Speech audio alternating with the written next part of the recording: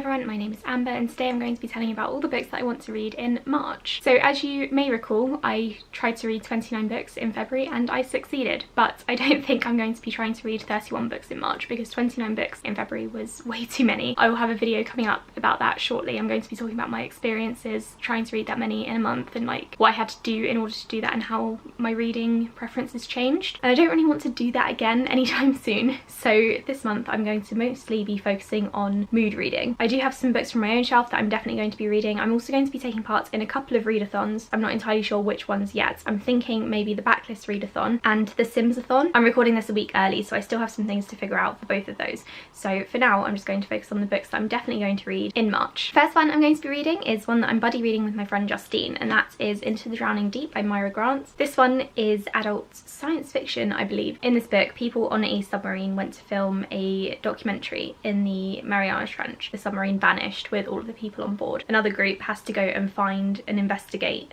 what happened, and I'm pretty sure there are killer mermaids in this, which sounds really fun. I don't really know what we're going to be doing with this buddy read, if we're reading a couple of chapters a day or something. I'm not entirely sure yet, but I'm really looking forward to reading something with Justine again. We had a lot of fun buddy reading A Big Ship at the Edge of the Universe, even though neither of us really liked it. It's always really nice to buddy read with a friend. So back in February, something really exciting happened. I got approved for a review copy of The Empire of Gold, and I cried a little bit because the City of Brass series trilogy is one of my all-time favourites. In order to prep myself for The Empire of Gold, I'm going to have to reread The City of Brass again. I reread it once last year already, and The Kingdom of Copper. So I'm planning on reading both of these books. I've already got a recap up on Recaptions for The City of Brass.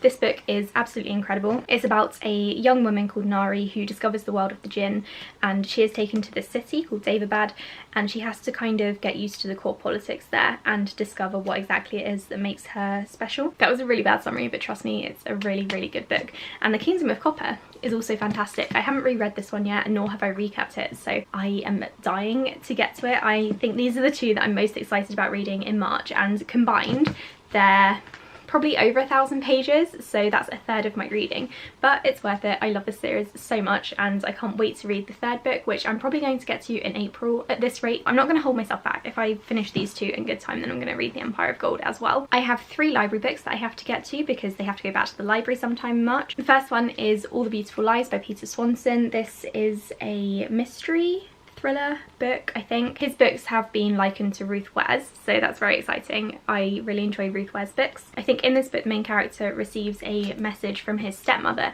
that says that his father is dead, and that kind of throws things off and he has to go back home and figure out who did it. Ask Again Yes, which I was supposed to read in February but I didn't get around to. This is literary contemporary fiction. It's set in a neighbourhood. I guess it kind of sounds a bit like Little Fires Everywhere because the neighbours sort of have issues that they have to overcome, and it's all about moving forward and family and trauma and things, and I'm really in the mood for reading some more literary fiction, so this will be a good one for me to read. The Scorched Earth, which I thought was dystopian going by this cover, but it's not. It's actually a mystery thriller. This is about a couple of brothers who go on a camping trip, and one of the brothers disappears and the other brother is arrested for his murder, and then the neighbourhood or town have to come together and prove why that brother didn't do it. I've not really heard much about this one, but it does sound quite good, I think, even though it wasn't exactly what I was expecting it would be. I then have a couple of review copies that I definitely need to read. The first one is The Prized Girl, which is a thriller. I think it's about a woman who goes back to her hometown and she has to investigate the murder of this teenager, and I think the teenager was maybe like a homecoming queen or head cheerleader or something like important in high school, so it kind of knocks the community for 6. And then I really want to read The Wives, and I haven't really heard good things about this one, but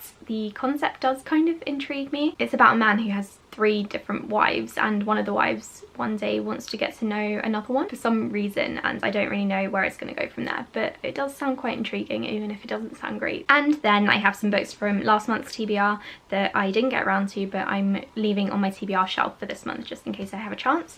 First one is Sabriel Garth Nix. This is YA, I think, fantasy, about a girl whose father is a wizard and he goes missing, so she has to go and find him. The Stranger Game, which is a really short thriller. Don't know what this one's about. I'm not going when I read the back. The Sky Is Mine, which I received as a review copy. This one is a YA contemporary about a girl who is kind of just struggling through her teenage life, and it seems as though all of her friends and family are moving on. Don't Tell Teacher, another thriller. I'm not going to read the back of this one either. And The Bone Witch by Rin Chapeko, which I've heard amazing things about. People keep talking about this trilogy as though it's like the best thing ever, but it doesn't really seem to have done that well in terms of sales.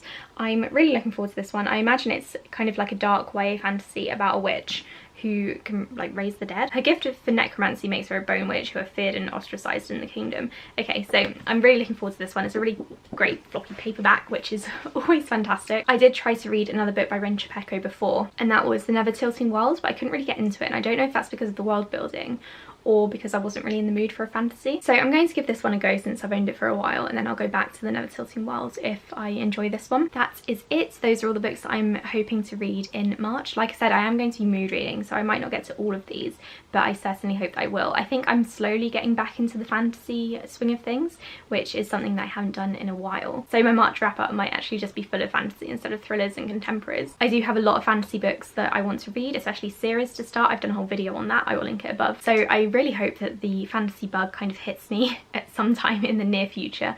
I also have some days off in March and I'm going to Amsterdam, so I should have some time for reading on the train there. Thank you so much for watching my video. I will speak to you all in the next one. Don't forget to subscribe if you enjoyed this. Bye.